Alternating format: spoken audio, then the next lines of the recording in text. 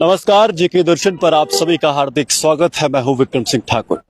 आज बात करेंगे एनसी द्वारा जो उनके जो मैनिफेस्टो था उसमें एक बात की गई थी कि रिजर्वेशन पॉलिसी पर वो एक बार फिर से उसे रिविजिट करेंगे, यानी उसे एक बार फिर से देखेंगे। और संभावना इससे ये जताई जा रही थी कि जो जनरल कैटेगरी के एस्पिरेंट्स हैं या ऐसे लोग जो जॉब्स चाहते हैं उनको लेकर, क्योंकि जम्मू कश्मीर में हम सब जानते हैं कि 70% जो आबादी है, ऐसा बताया जाता है कि जनरल कैटेगरी की वही 30% जो आबादी है वो कहीं ना कहीं रिजर्व कैटेगरी में आने वाले जो लोग हैं उनकी है।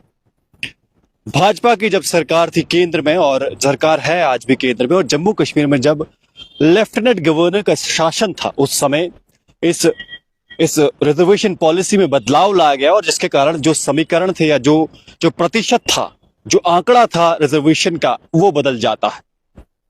उसके बाद जब नेशनल कॉन्फ्रेंस चुनाव लड़ती है तो अपने मैनिफेस्टो में वो कहती है कि हम रिजर्वेशन पॉलिसी को रिविजिट करेंगे, जिससे ये संभावना जताई जा रही थी कि रिजर्वेशन पॉलिसी को एक बार फिर से चेंज किया जाएगा और जो यहाँ के एस्पिरेंट्स के साथ या लोगों के साथ जो अन्याय हो रहा है वो ठीक किया जाएगा।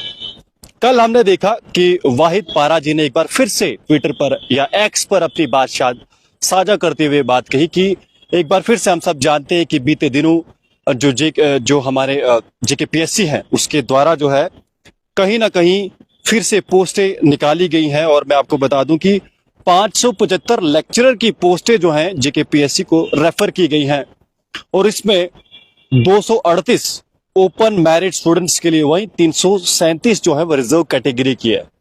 इससे आप अंदाजा लगा सकते हैं कि कुल मिलाकर एक बार फिर से लगभग 60% जो पोस्टें हैं वो रिजर्व कैटेगरी के छात्रों को मिलने वाली है। यही जो बात है, इसी को लेकर नेशनल कॉन्फ्रेंस के जो पुलवामा कॉन्स्टिट्यूंसी से जो एमएलए जो पीडीपी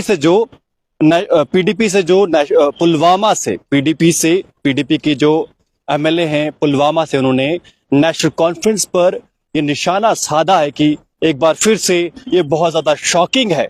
मैं आपको एक बार ट्वीट पढ़ के सुना देता हूं। Another day another shocker, out of 575 lecture post refer to JKPSC for recruitment, only 238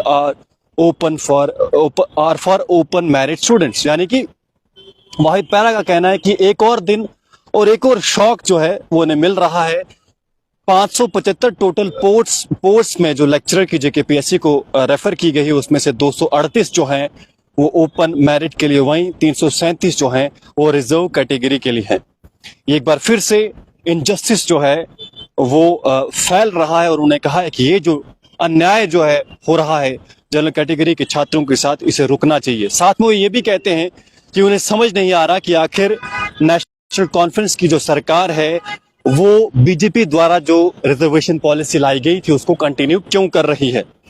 उन्होंने इसके साथ साथ रिक्वेस्ट की उमर अब्दुल्ला से, चीफ मिनिस्टर से, कि वो इस पॉलिसी को रिवैम्प करे, यानी इसे फिर से देखें और जो ये अन्याय हो रहा है जनरल कैटेगरी के छात्रों के साथ उसे रोका जाए। तो अपने आप में लगातार रिजर्वेशन को लेकर जो बहस है जम्मू कश्मीर में छिड़ी हुई है। आपको मैं ये भी बताना चाहूंगा कि संविधान जो है, सुप्रीम कोर्ट जो है वो बार बार ऐसा कहते आ रहा है कि 50% की जो कैप है रिजर्वेशन पर वो लगी रहनी चाहिए, पर जम्मू कश्मीर में ये कैप जो है हटती हुई नजर आ रही है। आप देखेंगे 60% जो है रिजर्वेशन तो नॉर्मली है, पर कई मामलों में ये जो रिजर्वेशन है 65% और कई मामलों में 70% के आंकड़े को भी छू जाती है। तो जो अन्याय हो रहा है जम्मू कश्मीर में, खासतौर पर तब जब 70% आबादी यहाँ की जनरल कैटेगरी की और 30% आबादी जो है रिजर्व कैटेगरी की है। आपको बता दूं कि वाहिद पारा ने ऐसा नहीं है कि पहली बार रिजर्वेशन को लेकर आवाज उठाई और नेशनल कॉन्फ्रेंस से कार्रवाई की मांग की है, बल्कि 30 अक्टूबर को भी जब जेकेपीएससी में रिजल्ट आया था कॉम्पिटिटिव एग्जाम का, वहां पर भी हमने देखा था कि जो 60% जो पोस्टें थी कहीं ना कहीं रिजर्व कैटेगरी को मिली थी, और उस दिन भी उन्होंने मांग उठाई थी। फिलहाल मैं आपको बता दूं कि आज एक बार फिर से उन्होंने इसको लेकर मांग उठाई है। यहां मैं आपसे एक ये भी बता दूं कि सुप्रीम कोर्ट ने 1992 में इंदिरा साहनी केस में आरक्षण सीमा जो है 50% तय की थी, पर हम देख रहे हैं कि कई मामलों में ये जो कैप है ये इसका पालन नहीं हो रहा है। सुप्रीम कोर्ट की इस जो कहीं ना कहीं निकल कर जो हमारे पास जो रूलिंग आई थी उसका पालन नहीं हो रहा। और जम्मू कश्मीर इसका सबसे बड़ा उदाहरण है। प्रतिशत की बात करें पॉपुलेशन से या फिर रिजर्वेशन की बात करें, जितने प्रतिशत रिजर्वेशन बढ़ रही है, अपने आप में चिंता का विषय है। और समानता की बात जिसको लेकर हमारे जो संविधान के निर्माताओं में से एक डॉक्टर अंबेडकर ने की थी, ये समानता सबसे जरूरी है और इसीलिए सभी वर्गों का बराबर आना जरूरी है। एक वर्ग का आगे जाना, चाहे वो आरक्षित वर्ग हो या फिर अनारक्षित वर्ग हो, इन दोनों का समान होना जरूरी है। याद रखिए, दोनों का बराबर आना जरूरी है। दोनों की बराबर जो कंट्रीब्यूशन है सोसाइटी के या भारत के आगे बढ़ने में होनी जरूरी है, ना कि किसी एक वर्ग की।